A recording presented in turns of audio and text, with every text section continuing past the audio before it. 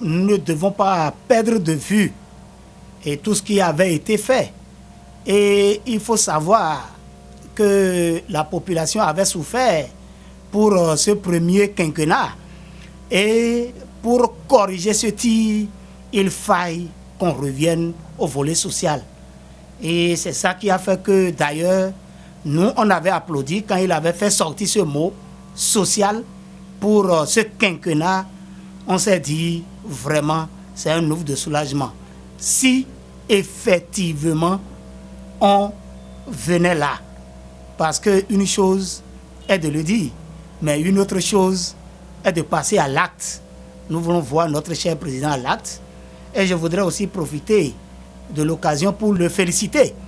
Féliciter puisque la Croix-Rouge, dans son parcours, ce jour-là, avait fait un travail énorme que tout le monde avait apprécié. Vraiment, j'étais très content de notre dispositif, que lui-même d'ailleurs à la fin avait regardé, avait hoché la tête et nous avait félicité.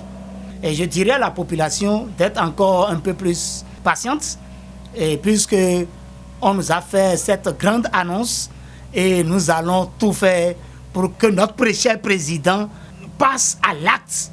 Je sais que le président de la République est un homme de parole. Donc nous attendons voir les réalisations du deuxième mandat du président de la République. Nous attendons voir d'abord, parce que c'est à l'œuvre qu'on connaît les vrais artisans.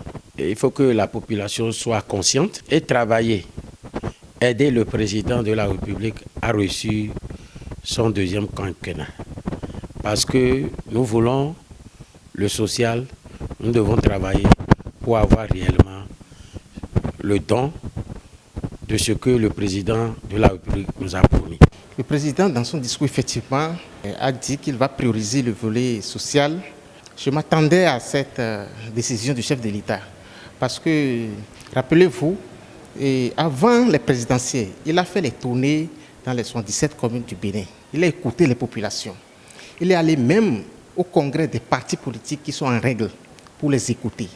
Et partout où il a passé, le message est identique. Les plaidoyers sont identiques.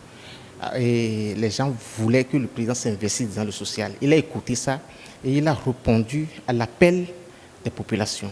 Pour moi, c'est qu'il ne veut plus faire à sa tête. Il veut faire avec les populations.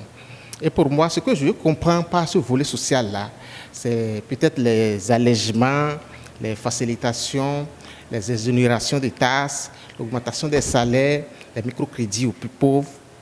Et je pense que c'est ça là qu'il s'agit. Donc les populations doivent se préparer pour bénéficier de ces avantages-là, pour que ça se ressente dans les choses-là. Il ne faut pas attendre à ce que le président vienne partager de l'argent. Ce volet social qu'il a prononcé, ça revient aussi à chaque ministre d'intégrer ça dans son plan d'action et dans son budget, pour que ça puisse impacter tous les secteurs d'activité. Ça revient également au corps de métier de s'organiser pour présenter leur qualité de doléance, pour que le chef de l'État puisse voir qu'est-ce qu'il peut faire pour chaque corps de métier, pour que chacun puisse se retrouver dans cette décision politique hautement appréciable que nous apprécions beaucoup.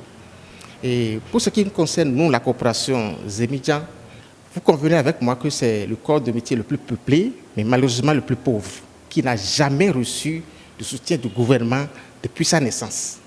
Donc cette décision du chef de l'État est une occasion pour nous que nous puissions nous unir pour présenter au chef de l'État le cahier de doléances de la coopération Zémidjan. Nous y attelons déjà et bientôt nous allons présenter ça. Et ça sera une première dans l'histoire de Zémidjan. Ce sera vraiment une joie pour toutes les populations.